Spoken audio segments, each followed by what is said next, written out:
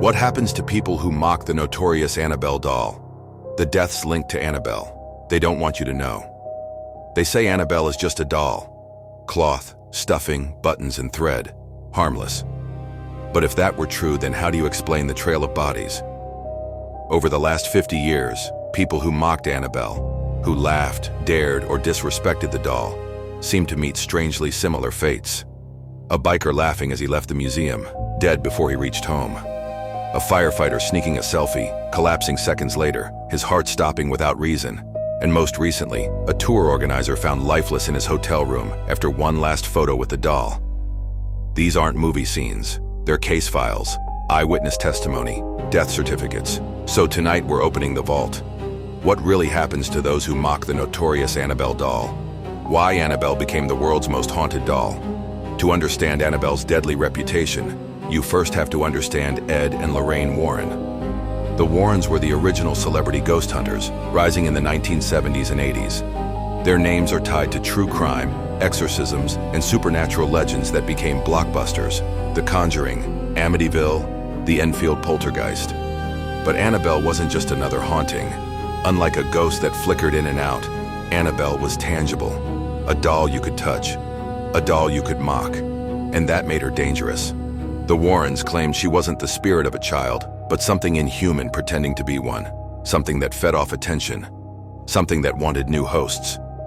And while the Warrens told the press that Annabelle was safely contained, locked behind glass, blessed by priests, their private recordings painted a more disturbing picture.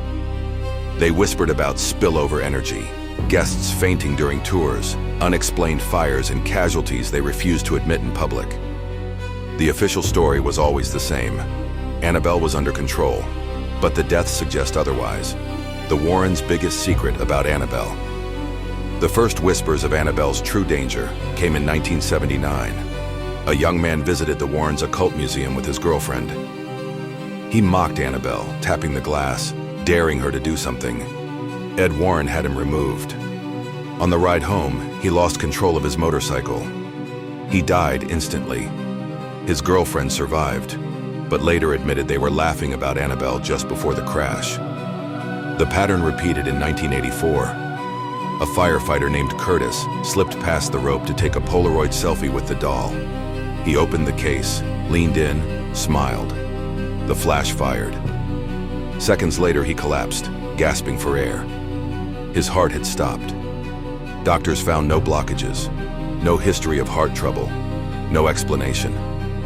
Curtis survived, but for years he told friends that whenever he looked in a mirror, he saw Annabelle's stitched smile grinning back at him. Then, in 2017, the Warrens' own family faced the consequences. Tony Spera, their son-in-law, was caught on camera standing motionless in front of Annabelle's case for 43 minutes straight.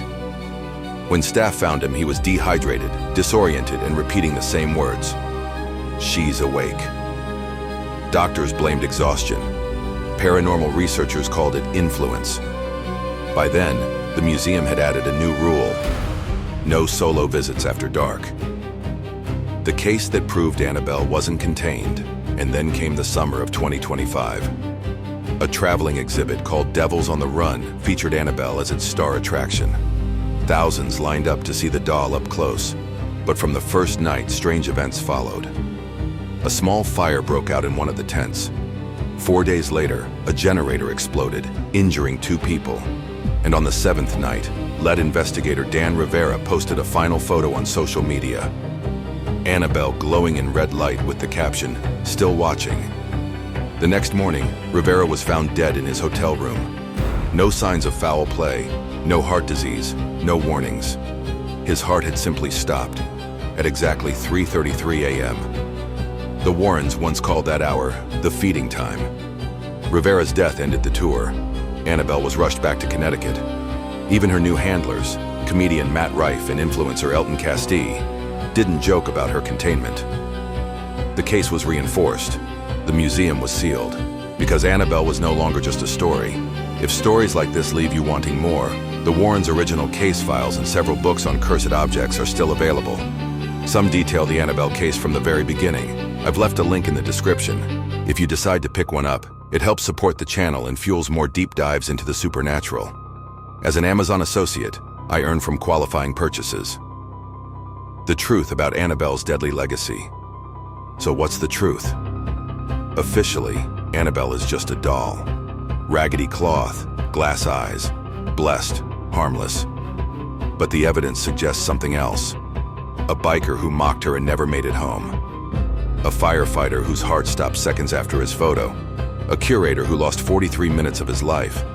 A tour organizer whose death still has no medical explanation. And then there are the whispers. A court stenographer who vanished after transcribing an exorcism. A TikToker whose brakes failed minutes after live streaming outside the museum.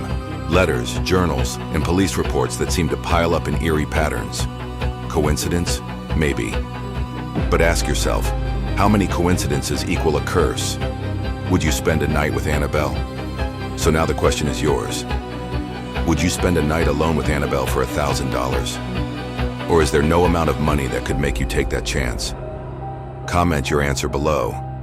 I'll be reading them, and who knows? Maybe Annabelle will too. If this gave you chills, hit like, share this with a friend who still swears ghosts aren't real, and subscribe for more horror documentaries and true paranormal mysteries. Because once you open the Warrens casebook, the stories never really end.